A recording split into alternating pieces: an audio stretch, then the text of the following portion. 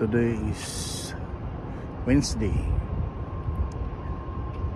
May 29. Time is 5:23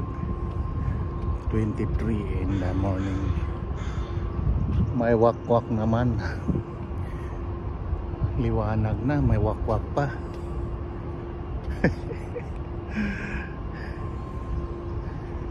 Papunta sa trabaho. Malamig. Ang daming bulaklak na namulak. Ang daming bulaklak.